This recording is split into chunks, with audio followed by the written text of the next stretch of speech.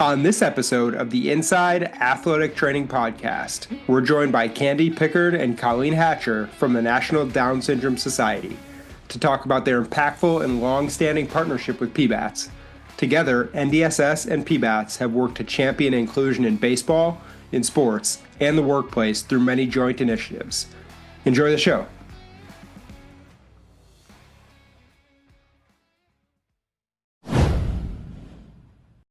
All right, Kandi and Colleen, welcome to the Inside Athletic Training Podcast. We're excited to have you on for episode 99 of the show. Today we have a really special episode, something that's very close to our membership hearts and a bit unique in comparison to our usual guests, but very impactful for sure. For the listeners out there, Kandi and Colleen join us from the National Down Syndrome Society, a longtime partner of PBATS in helping to promote inclusion in sports and in the workplace. To this day, we've worked on a number of campaigns and projects and been in Major League Baseball stadiums together.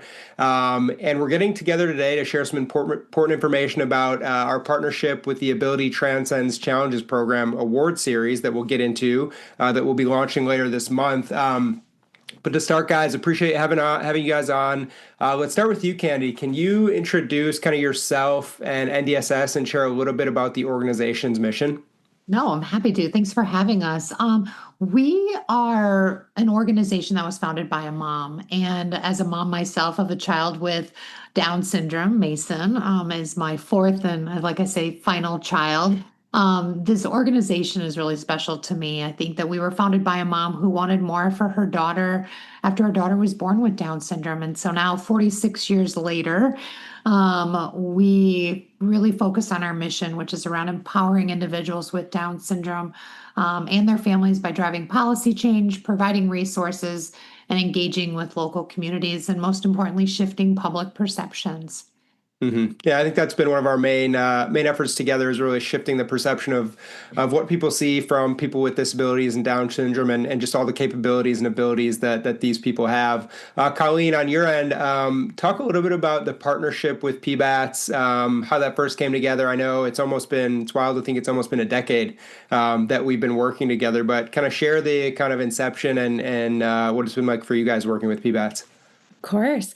Well, PBATS came to us in around 2016 and said that they wanted to make their play campaign fully inclusive and bring in individuals with disabilities to the play activities happening in stadiums across the country. As a baseball fan myself, go Red Sox, and our team has a few baseball fanatics on it. So I think we were excited about the opportunity to work more with the Major League Baseball personally, but then more importantly, the impact that has on our community. So we partnered with PBATS and with the Ruderman Family Foundation, and we're able to invite individuals with Down syndrome to play events across the country. We had more than 30, over the past few years, we participated in more than 30 play events. So we've had the opportunity to bring about 100 individuals with Down syndrome from across the country onto their local field to learn about the stadium, to learn about baseball, but most importantly, to participate in a fun day of activities and inclusion.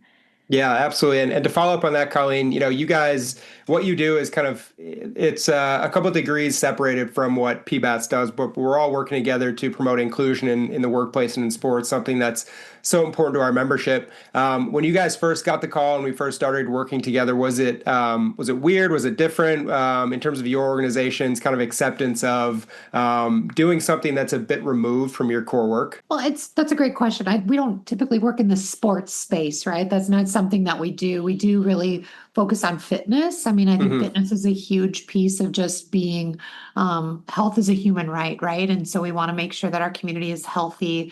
And so this really tied really well into that health space that we do. I think one thing at NDSS is we're always willing to try something new. And so, as we talk about when Neil called me and was like, we want you to do this, we want you to get involved with it. We were like, great, let's do it. Sam, to this day, we still have people ask us, when are we going to do these again? Because that's how impactful and fun it was for our community. Mm-hmm.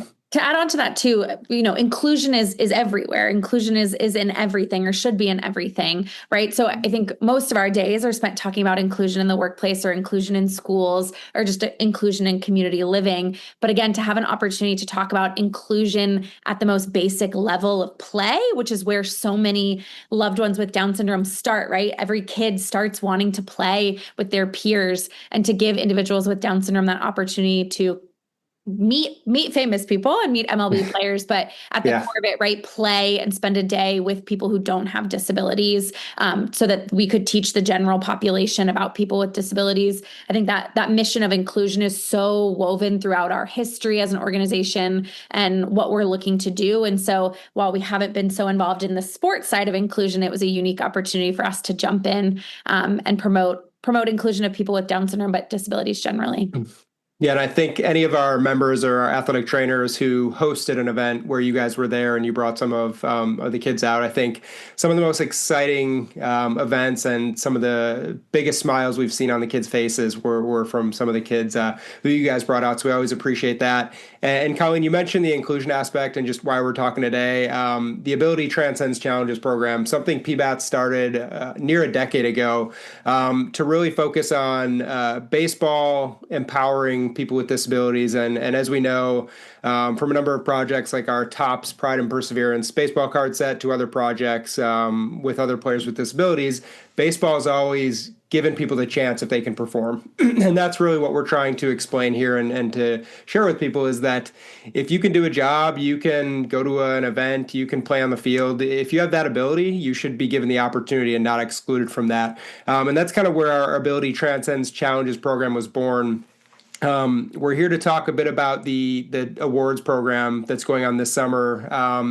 Last year we handed awards out to local businesses, 10 of them across Major League Baseball cities, who were doing great things in the inclusion space and really championing disability employment and inclusion in all things. This year, we're happy to say we're going to be awarding 20 businesses across Major League Baseball cities, and we couldn't do it without you guys and your team and Amanda and everybody on your end, who really, is paramount in helping us decide on those businesses and who is getting awarded. So, share your thoughts, Kandi, about the awards coming up, why it's meaningful, and why NDSS wanted to join forces with PBATS on this program. Well, I think it makes sense as we talk about inclusion, right, in general. I think what we try to do as an organization is highlight these incredible businesses across the country that are truly incorporating inclusive practices into their business every single day. And sometimes that can be from, somebody who focuses directly on individuals with Down syndrome, or it could be somebody that focuses on the broader disability community. All of them deserve some sort of attention and highlight. So I think what's really great about these awards is that we're able to shine this light on this incredible work that people are doing in their local communities. I mean, that is part of our core mission at NDSS, is inclusion within communities. So this is just such a fun way to support disability inclusive practices, and also look at really innovative ways across business that people are including people with disabilities in. And Colleen, question for you. You guys help us so much in identifying the businesses and putting together criteria that make sense to make sure you're getting the most valuable champions of disability employment across the country. First of all, why is it so important to identify those that are most deserving? Showcase them. And then also talk a little bit about the qualities or practices you guys look for when identifying these businesses. So as a national organization, most of our work is focused at the national level, right? We know so much about inclusion starts locally in communities. And so we're proud to work with over 200 local Down syndrome organizations across the United States. We even work with some groups internationally as well to make sure that our resources are available to them. So again, I think for us, we love celebrating local communities as much as we can. Our team loves being in local communities, which was such a special component of that original play campaign we were part of. We got to engage with local families and support local communities who wanted to focus on inclusion. So for us, we're working and supporting local businesses who are laying the groundwork for national impact. We're showcasing businesses across the different cities that show disability employment and workplace inclusion isn't confined to one region or especially not one industry. It's happening everywhere in different ways. And each business that we're highlighting throughout the 20 awards represents a unique model that others can learn from. When it comes to selection, we're looking for businesses that are helping advance disability employment in authentic and impactful ways. I think that authenticity is something we talk about so much as an organization.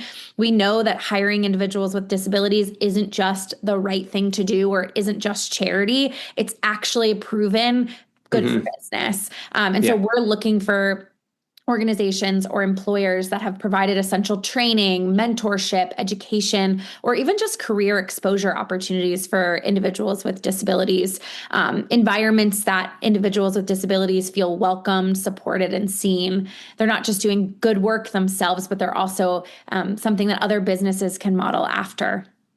Sure. And I love what you mentioned there, Colleen, that, this isn't just you're going to hire to do the right thing or for, charity purposes or to feel good about yourself. But there's a huge untapped group of talented individuals who are wanting to work. And the fact that some people aren't providing those opportunities is crazy for a lot of us who kind of work in the industry, in the space. But, with that, is that kind of the message that you all hope to get out for this year's award series to broader business communities, is that there's a huge market of untapped potential with people with all kinds of disabilities who want to work and should be given this opportunity? Or is there any other kind of main themes or focuses that you guys want to share with business communities through these awards?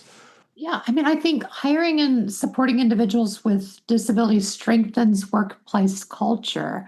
And I think that that's a piece that a lot of businesses are looking to strengthen. I think, as you mentioned, it expands the talent pipelines, but it really reflects the diversity of the communities these businesses serve. And I think what's really important too is businesses of all sizes can contribute meaningfully, no matter where they are on their journeys. We get a lot of calls day in and day out of how do we hire people with disabilities? Yeah. How do we support people with disabilities? And so I think that this is how you create a more inclusive community, is by doing that. And I think that we're really proud that this initiative brings together, right, teams and trainers and businesses and organizations to just celebrate progress and encourage that continued growth within this space. And I'm glad you mentioned that, Kandi, the calls you get and the conversations you have as a leader of the organization about, from small businesses or any size, how do I do this? A lot of people may have no idea where to start. And I want to give you guys a couple minutes here to showcase, what are the best practices? What do you say on those calls? What do you say to someone, like myself wanting to hire a person with a disability? Where do you start? What do you do? I think it can kind of be a little intimidating for people, and that could be a barrier. What do you guys where does that conversation start when people call you about that? Yeah, absolutely. I think the first thing that we say is there's no weird question to ask, right? We would rather you ask that question. We're not expecting that every single business, especially if you've never hired anyone with a disability, gets it right on day one or knows all the answers. I think the most important thing that we look for in people who are interested in hiring individuals with disabilities is a commitment to learning, to growing, and then just removing barriers. Whether you're looking to hire, train, or support, it starts with a genuine commitment. Going back to that word of inclusion, it goes back to that genuine commitment of wanting to include people with disabilities meaningfully. And again, not just hiring someone to hire someone. NDSS, and along with a lot of other local organizations, the ARC, local Down syndrome organizations in whatever community, are happy to answer questions.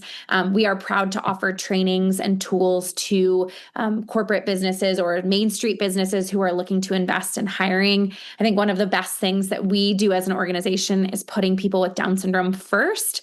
So my amazing colleagues with Down syndrome, Kandi and I, are lucky to work with about 6 individuals with Down syndrome. About one fourth of our team have disabilities. And I think that's an amazing thing that we get to have at NDSS. But we let those individuals with Down syndrome lead those trainings. So anytime we're doing a corporate training, it's my colleague Charlotte or my colleague Kayla who's getting on the phone and giving feedback.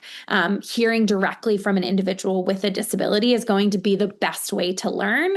Kandi and I can certainly always speak for the Down syndrome community because we have such love and passion for individuals with disabilities. But hearing it directly from someone with Down syndrome will change change everything for people. Mm-hmm. And so in general, I think if people are interested, look to these models that we're giving awards to, right? Reach out to them. I'm sure that they would be happy to answer questions or talk about their business models. But NDSS is also here to provide support. We have a website that has employment resources. So it both offers training to individuals with disabilities who want to get into the workforce and how do they start. But on the flip side, we have resources for employers on how to best include individuals with disabilities. And we're always happy to come do an in-person training, a virtual training. We are just mostly representing the Down syndrome community, right? And so there are some differences in every person with a disability is different, just like all of us are different. So we would certainly connect those individuals with other groups, national or local, who could provide additional insight. Sure. And I think it's cool you mentioned the interest in everybody learning more about people with Down syndrome or people with disabilities. And that's something that was important to us when we started working with you guys on the Play campaign was the kids who may not have experience in going to programs or events or sporting events with kids with Down syndrome. I think they learned a lot. They saw the excitement, the joy from these kids, and they saw, hey, these people may look different, but ultimately they're just kids like us. They just want to play. And that was kind of the origin of everything, like you mentioned earlier, Colleen, is like everyone wants to play and have fun on the Major League Baseball field. And, why was it so important for you guys, kind of going back to our origin of the Play campaign events, to introduce young athletes with and without disabilities, and maybe more importantly, their families who may be business owners, who may be hiring, introduce them to the concept of inclusion through programs like Play? Yeah, I mean, so many families joined us for Play events across the country. It was so impactful to see individuals with Down syndrome, their friends and families and complete strangers all work together to learn new baseball skills, right? And I think that PBATS has allowed NDSS to stay connected to a community that we didn't have access to before. And this partnership has allowed us to grow into something meaningful for employment with these awards as well.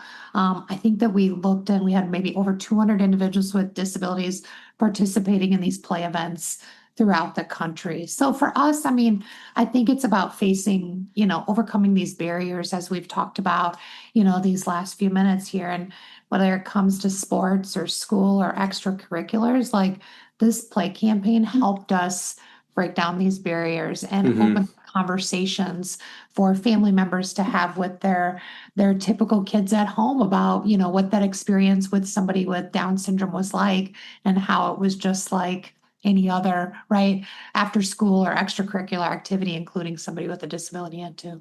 And we know inclusion, there's so many studies out there that say inclusive education is good for everyone. It's good for the student with a disability, but it's also good for the other students, right? To see that someone might learn a little bit different than them or be a little bit different. But at the end of the day, they're the same age kid, right? And they like to do the same activities as their typically developing peers.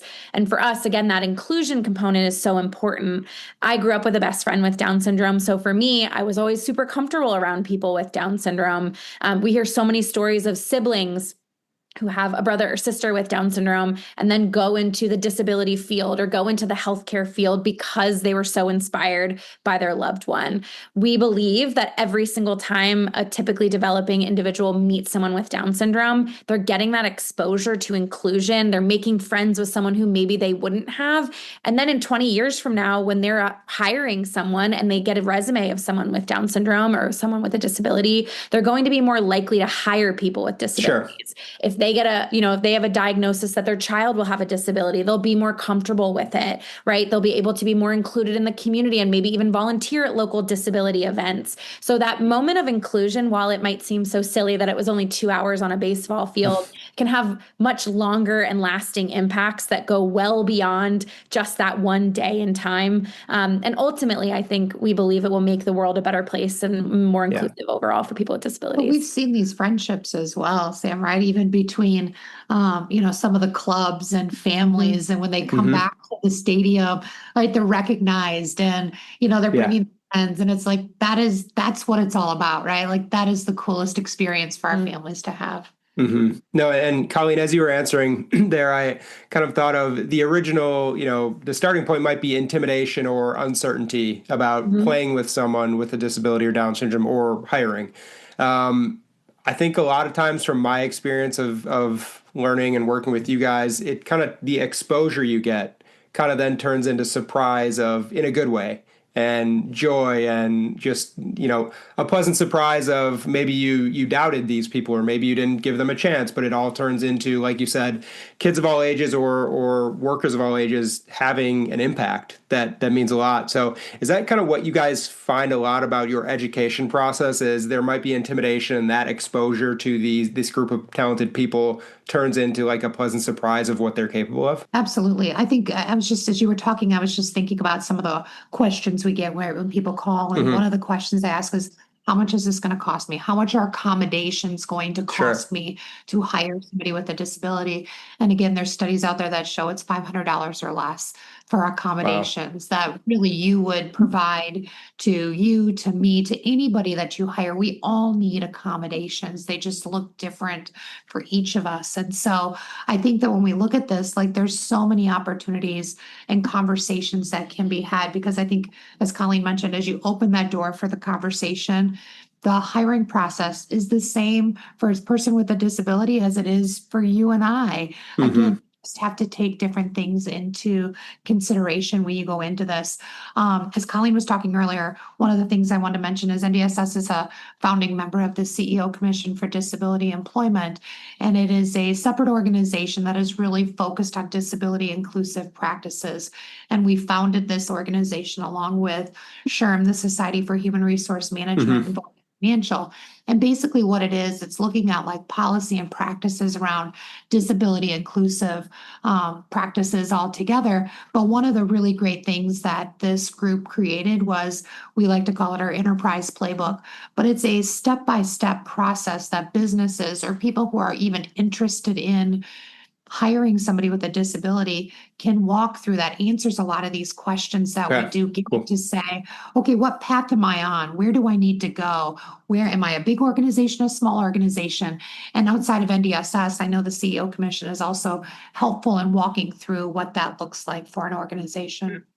We also understand. Yeah, go ahead. Sorry. No, I was going to say, we understand that, right? If you've never met someone with Down syndrome or disability, like hiring feels like a very scary place to start. So we're also happy to connect them with local opportunities, right? To visit a local organization who's hosting a music therapy night, or to go to their local buddy walk, right? Which is the largest awareness walk for the Down syndrome community. We can connect them with those local groups if they reach out to us, or they can do a quick Google of Down syndrome association of X, Y, and Z city, and just get that opportunity to be a part of our community, maybe without taking that giant step toward hiring.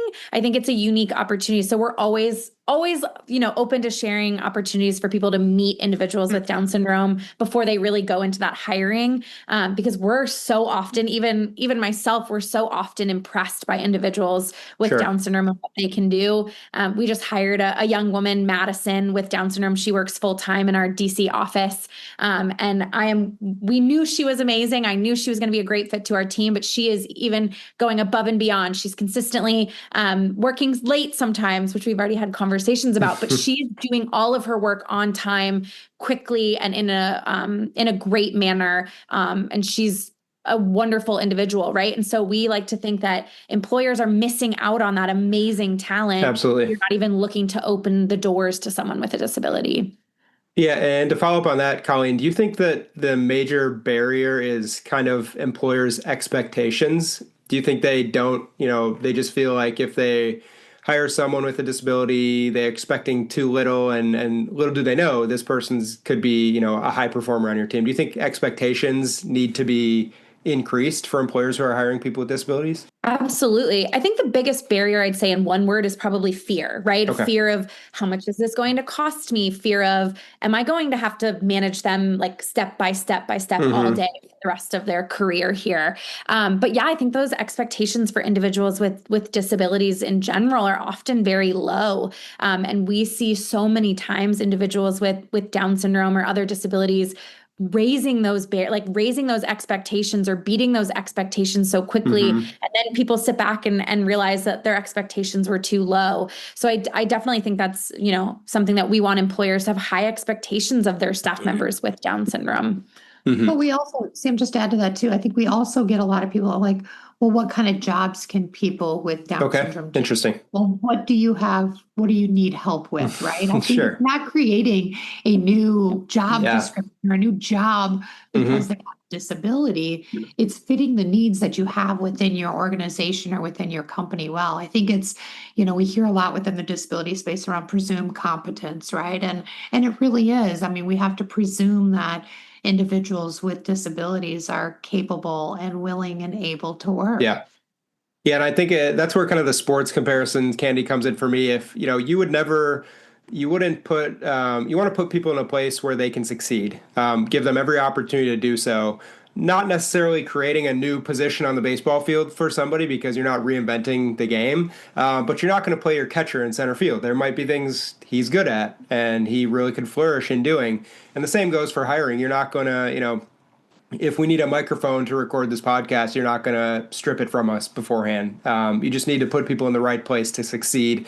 And I think baseball does a great job of showcasing that, and the same goes for hiring with people with disabilities and all the work you guys do. I want to shift gears a bit here to kind of what you guys are up to recently and going forward here in 2025. Outside of the ATC program, which the award series will begin and people will be getting their awards in August, which we're super excited about. What other initiatives and campaigns are you guys and your team working on right now?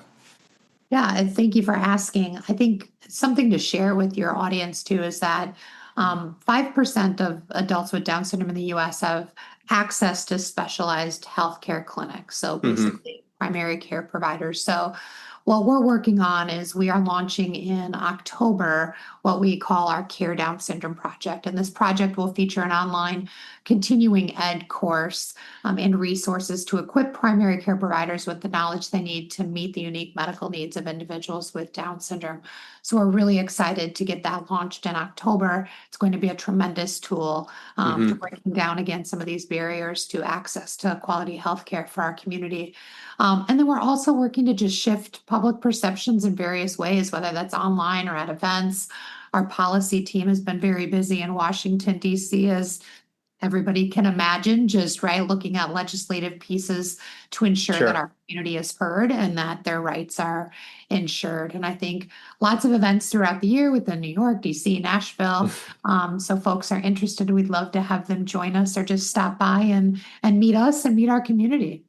Yeah. Absolutely. And Colleen, going forward, looking ahead in terms of just the PBATS membership in and of itself, so many of our members, you've got to meet them, what they do for a living in terms of serving others and taking care of professional athletes and wider scope, the major league teams as well. How can athletic trainers and those teams continue to lead by example in the inclusion space when it comes to their local communities? Is there any advice or guidance you guys could provide for them? Absolutely. Athletic trainers and MLB teams obviously play a vital role in the communities that they are housed in, and they can help lead to fostering inclusive environments both on and off the field. So we're asking or encouraging them to prioritize accessibility in facilities and programs, ensuring that everyone, including people with disabilities, can participate and engage fully. Also, potential opportunities for them to host educational workshops or training on disability awareness. National Down Syndrome Awareness Month is in October. It's also Disability Employment Awareness Month. So October is a great opportunity. I know a lot of teams are busy in October with the playoffs, but it's a great opportunity postseason to potentially talk about disability employment. Helping staff members, players, and fans all understand the purpose and the impact of inclusion. So I think when they're not in season and they're not on the road, for 100 games a year, they can also continue to collaborate with local disability organizations, create those meaningful partnerships, attend their events or their local programs. One ATC award winner from last year was Down Syndrome Innovations, which is our Down Syndrome Association in Kansas. And what was really exciting is they loved receiving this award because of their connection to the Kansas City Royals. They have a deep connection outside of just this program or anything that we've done with play. And I think that team deserves a special shout out for the Absolutely. sense of inclusion that they've fostered in the local disability community. And so we're challenging every other team to do the same thing, whether it's connecting with the disability organization, that community, or connecting with other disability groups. It doesn't have to be be Down syndrome specific, but just getting a little bit more engaged in the disability community locally. Mm-hmm. And Kandi, there's probably a lot of listeners out there who would love to do something, are interested in your mission, but maybe they're not hiring, they're not a business owner, they're just somebody who's listening to the show, maybe an athletic training student or a professor or something like that. What are some immediate steps that those listeners who are not kind of in a hiring position can do to support disability inclusion, to support NDSS, and to kind of just spread the message of all the great work you guys are doing? I think first of all, just start by educating yourself. And if you're part of a team, right, about disability inclusion, I think awareness is the foundation for meaningful change. So you can obviously, as Colleen mentioned earlier, access our website. We have a lot of resources, toolkits, and information about Down syndrome that's on there. You can also sign up for our newsletters. I think that finding a way to have a deeper understanding, connection to your local community. Every community has people with disabilities and people with Down syndrome in them.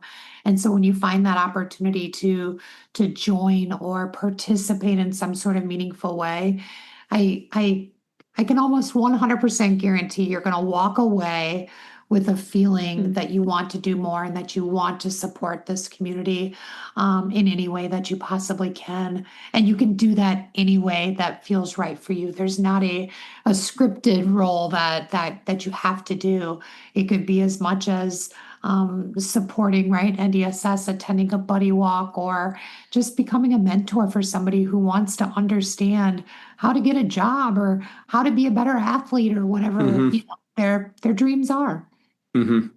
Absolutely. And Colleen, I know you're a big baseball fan. We'll end with this one. What has it meant to you in terms of just the impact, PBATS has had and Major League Baseball has had in the inclusion space? Yeah, I mean, again, play. We'll go back to play. As Kandi said, we have so many fond memories. I was lucky enough to actually go with Kandi on the field at Fenway Park, I think in 2017, which personally is a lifelong goal. So to be able to accomplish that through work and do it in a way that was so inclusive was like a highlight of my life, and will continue to be a shining moment for me. But it was a really unique opportunity for us to just see the athletic trainers, right, and how inclusive they were on the field. And then being able to see those MLB players, which we all look up to, right? We're also used to watching them hit homers or score runs. And so many of the little kids with Down syndrome who were with us on the field worshiped those players. And so being able to see them come and like meet with individuals was really, really cool. So I think any opportunity that MLB can continue to play in inclusion is going to be so impactful. Teams have come a long way. And even since we started PBATS we started participating with you guys almost a decade ago, a lot has changed for the better. But as a society, we still have so much work to do to make sure we're fully inclusive of the disability community. And so just challenging fans and teams and athletic trainers to continue to think about how to be inclusive of individuals with disabilities and all that they do. Yeah, that's great. Well, guys, thank you so much for your time and, your ongoing partnership with PBATS and our members. Well, appreciate it so much. And want to wish you and your team nothing but the best of luck as you, pursue this awesome goal and mission of inclusion in sports in the workplace. So thanks again. Thank you so much. Thank you for listening to the Inside Athletic Training Podcast. For more information about PBATS and athletic training, visit pbats.com. See you next time.